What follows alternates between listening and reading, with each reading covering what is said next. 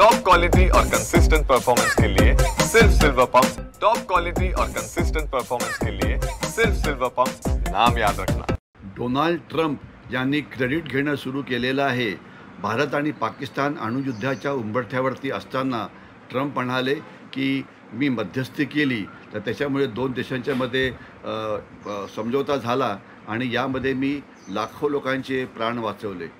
तसं म्हटलं तर हे खरं क्रेडिट काही डोनाल्ड ट्रम्प याचं नाही आहे, हे भारतानेच ठरवलं होतं म्हणून युद्धबंदी झाली।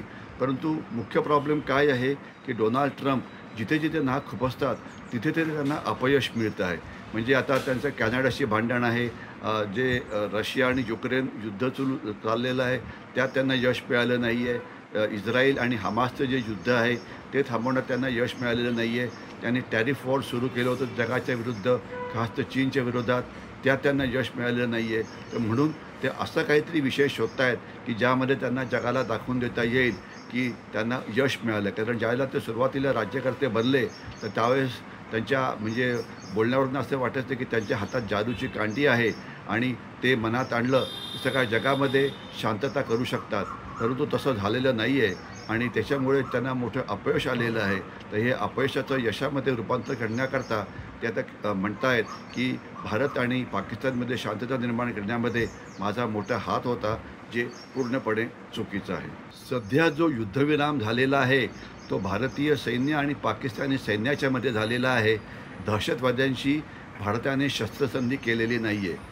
भारत आता त्यांना जी मोस्ट वॉन्टेड जे दहशतवादी आहेत यांची लिस्ट तयार करते आहेत, ज्याच्यामध्ये लष्कर ए तोयबा, जैश ए मोहम्मद आणि हिजबुल मुजाहिदचे दहशतवादी आहेत।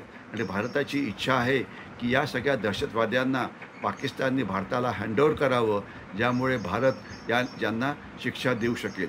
तर यामध्ये कोण कोण आहे तर याच्यामध्ये अर्थातच मौलाना मसूद अझहर आहे, याच्यामध्ये दाऊद इब्राहिम आहे, याच्यामध्ये आपला हाफिज सईद आहे की जे ज्या मोठ्या वेगवेगळ्या दहशतवादी गटांचे नेते होते।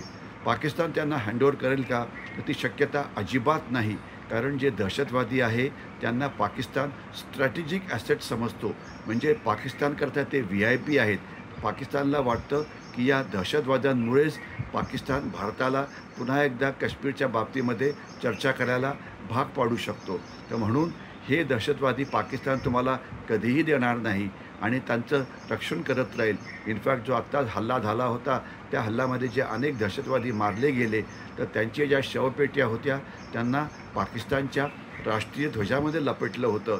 याच्यावरून कळतं की ते किती महत्त्वाचे होते। एवढंच नव्हे तर सिनियर लष्करी अधिकारी त्यांच्या फ्युनरलकरता किंवा लास्ट राईट्सकरता उपस्थित होते। तर हे सगळे जे दहशतवादी आहेत हे पाकिस्तानकरता अत्यंत महत्त्वाचे आहेत। पाकिस्तान त्यांना कधीही परत करणार नाही, परंतु या दहशतवाद्यांची जी लिस्ट आहे ती भारताने युनायटेड नेशन्स सिक्युरिटी काउन्सिललासुद्धा द्यावी, फायनान्शियल ॲक्शन टास्क फोर्सलासुद्धा द्यावी, जगाच्या समोरसुद्धा हे मांडावं की हे मोस्ट वॉन्टेड दहशतवादी आहेत। यांना शोधण्याकरता नॉट ओन्ली पाकिस्तान परंतु सगळ्या जगाने प्रयत्न करायला पाहिजे, कारण ते दहशतवादाचे कृत्य सामान्य माणसाच्या विरोधात करता आहेत आणि त्यांना पकडलं पाहिजे, शिक्षा दिली पाहिजे किंवा त्यांना मारलं पाहिजे।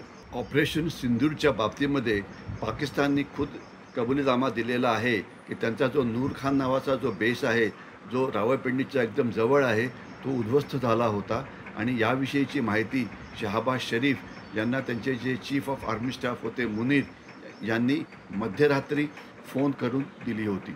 याचाच अर्थ की नूर खान बेस नष्ट झाला आहे, जो एक अत्यंत महत्त्वाचा बेस होता, कारण तो रावळपिंडीच्या जवळ आहे हे पाकिस्ताननी मान्य केलेलं आहे।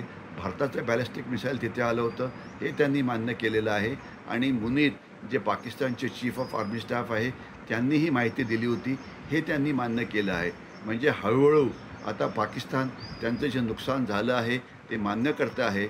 खरं सत्य असं आहे की भारताने जो मिसाईलच्या मदतीने हल्ला केला होता त्यामध्ये पाकिस्तानच्या अनेक महत्त्वाच्या एअर बेसेसचं नुकसान झालं होतं, खास तर लाहोर ज्यांची पूर्ण रडार सिस्टीम उद्ध्वस्त झाली होती, रावळपिंडी जिथे पण नुकसान झालं होतं।